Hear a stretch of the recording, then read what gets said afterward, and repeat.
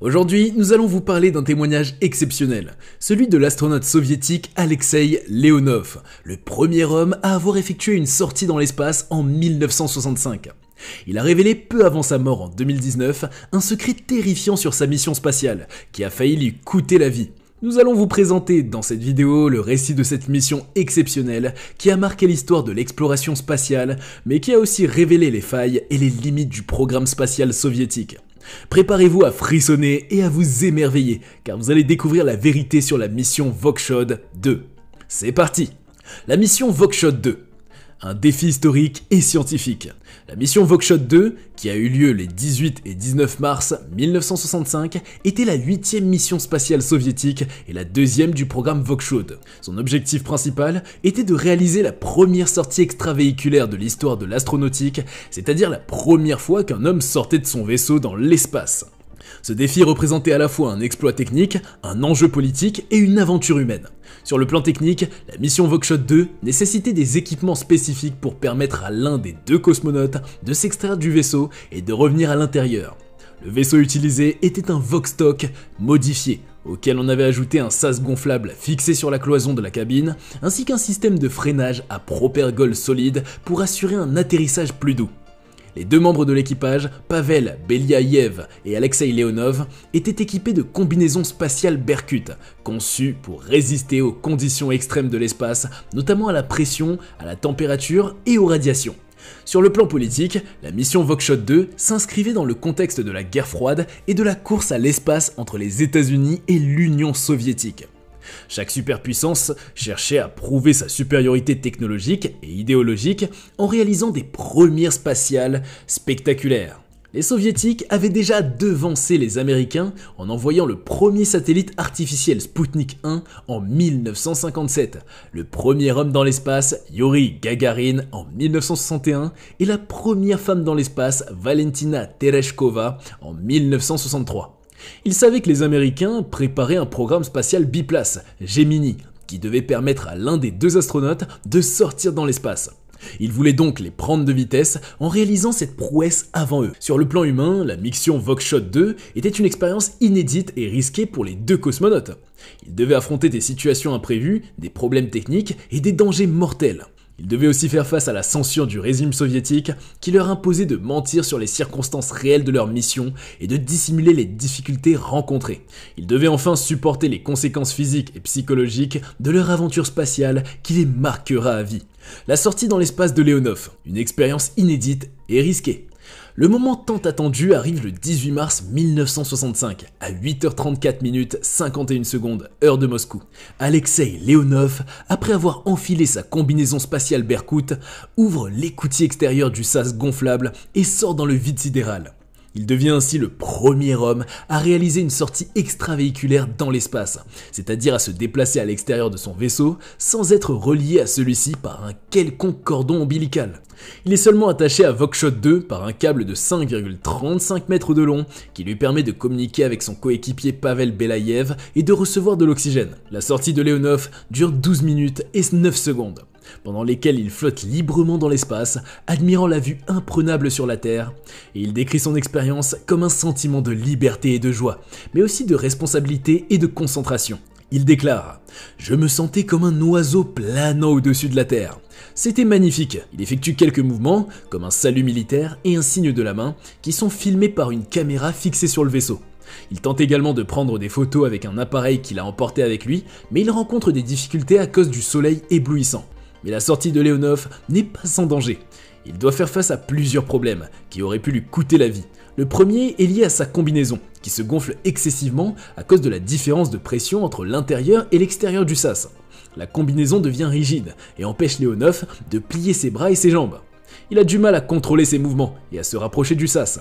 Il décide alors de dégonfler manuellement sa combinaison en réduisant la pression de 0,4 à 0,27 atmosphères. Il prend ainsi le risque de souffrir du mal des caissons, une infection provoquée par la formation de bulles de gaz dans le sang et les tissus. Le deuxième problème est lié au temps. Leonov dépasse le temps prévu pour sa sortie, qui était de 10 minutes. Il doit donc se dépêcher de rentrer dans le sas avant que son câble ne s'en mêle ou que son oxygène ne s'épuise. Mais il se rend compte que son orientation n'est pas la bonne. Il est entré dans le sas de la tête la première, alors qu'il aurait dû le faire les pieds en avant. Il doit donc se retourner à l'intérieur du sas, ce qui lui prend du temps et de l'énergie. Il parvient finalement à fermer l'écoutille extérieure, puis à ouvrir l'écoutille intérieure après avoir évacué l'air du sas. Il rejoint Belaïev dans la cabine, épuisé et en sueur. Les problèmes techniques qui ont suivi la sortie de Leonov, une série de pannes et de dangers. La sortie de Leonov n'était que le début des ennuis pour les deux cosmonautes. Après avoir réintégré le vaisseau, ils ont dû faire face à une série de pannes et de dangers qui ont mis en péril leur retour sur Terre. Ils ont dû faire preuve de sang-froid, de compétence et de chance pour s'en sortir. Le premier problème est survenu lors de la séparation du sas gonflable, qui devait se détacher du vaisseau avant la rentrée atmosphérique. Le sas ne s'est pas suffisamment éloigné et est resté en orbite à proximité de Voskhod 2. Il a perturbé le système d'orientation automatique du vaisseau qui a commencé à tourner sur lui-même. Les cosmonautes ont dû prendre le contrôle manuel du vaisseau en utilisant les propulseurs d'attitude. Ils ont réussi à stabiliser le vaisseau, mais ils ont consommé une grande partie de leur carburant. Et le deuxième problème est survenu lors de la mise à feu des rétrofusées, qui devaient s'établir et ralentir le vaisseau pour le faire sortir de l'orbite. Le système d'orientation automatique, qui avait été réactivé, a mal fonctionné et a placé le vaisseau dans la mauvaise position. Les cosmonautes ont dû réorienter le vaisseau manuellement, en utilisant les dernières réserves de carburant. Ils ont réussi à allumer les rétrofusées, mais avec un retard de 46 secondes. Ce retard a eu pour conséquence de modifier la trajectoire du vaisseau et de l'éloigner de la zone d'atterrissage prévue. Le troisième problème est survenu lors de la rentrée atmosphérique qui devait se faire en 2 étapes. Le vaisseau était composé de 2 modules, le module de descente où se trouvaient les cosmonautes et le module de service qui contenait les équipements. Les 2 modules devaient se séparer avant de pénétrer dans l'atmosphère pour éviter que le module de service ne gêne le module de descente. Mais les 2 modules sont restés attachés par un câble qui n'a pas été coupé. Les 2 modules ont alors commencé à osciller et à tournoyer, soumettant les cosmonautes à des forces centrifuges et à des variations de température. Le câble a fini par rompre sous l'effet de la chaleur, mais les cosmonautes ont craint que le module de descente ne soit endommagé. Le quatrième problème est survenu lors de l'atterrissage, qui devait se faire en douceur grâce à un parachute et à des rétrofusées. Le parachute s'est bien ouvert, mais les rétrofusées ont été déclenchées trop tôt, à cause d'un capteur défectueux. Le vaisseau a donc touché le sol avec une vitesse plus élevée que prévu, provoquant un choc violent. Les cosmonautes ont atterri dans une zone isolée et enneigée de la Sibérie, à environ 400 km de la zone prévue. Ils ont dû attendre 2 jours les secours, en se protégeant du froid et des animaux sauvages. La censure du régime soviétique, un mensonge d'État et une dissimulation des faits. La mission Voskhod 2, malgré ses péripéties et ses dangers, a été présentée par le régime soviétique comme un succès éclatant et une preuve de la supériorité du socialisme sur le capitalisme. La censure du régime soviétique a joué un rôle essentiel pour masquer les détails de la mission et les difficultés rencontrées par les cosmonautes. Elle a imposé aux 2 héros de l'espace de mentir sur les circonstances réelles de leur exploit et de dissimuler la vérité au public et au monde entier.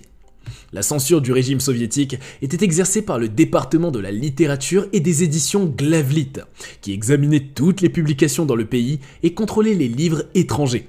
Elle était également assurée par des organes spéciaux du Parti communiste, tels que le comité central, le bureau politique, le comité d'État pour la protection du secret d'État dans les publications, etc. Elle visait à supprimer toutes les sources d'informations alternatives aux sources officielles, et à limiter ou à empêcher la diffusion d'idées et d'informations considérées comme nuisibles ou indésirables. Les principaux objets de la censure étaient la soi-disant propagande anti-soviétique, les secrets militaires et économiques, les informations négatives sur l'état du pays, et toute information susceptible de devenir une cause d'agitation ou d'allusion dérangeante. La censure du régime soviétique a donc appliqué ses principes à la mission Voskhod 2, qui devrait être un symbole de la puissance et de la gloire de l'URSS. Elle a occulté les problèmes techniques qui ont suivi la sortie de Leonov et qui ont failli coûter la vie aux 2 cosmonautes. Elle a également caché le fait que Leonov avait dû dégonfler sa combinaison pour pouvoir rentrer dans le vaisseau et qu'il avait souffert de décompression. Elle a minimisé les difficultés de l'atterrissage qui s'était fait dans une zone isolée et enneigée de la Sibérie où les cosmonautes avaient dû attendre 2 jours les secours. Elle a enfin exagéré les exploits de Leonov en affirmant qu'il avait marché dans l'espace pendant 20 minutes au lieu de 12 et qu'il avait effectué des expériences scientifiques alors qu'il n'avait fait que quelques mouvements et pris quelques photos. Et nous arrivons à la fin de notre vidéo qui nous amène à nous demander quel est l'avenir de l'exploration spatiale après la mission Voskhod 2. Quels sont les défis et les enjeux auxquels les explorateurs de l'espace doivent-ils faire face sur le plan technique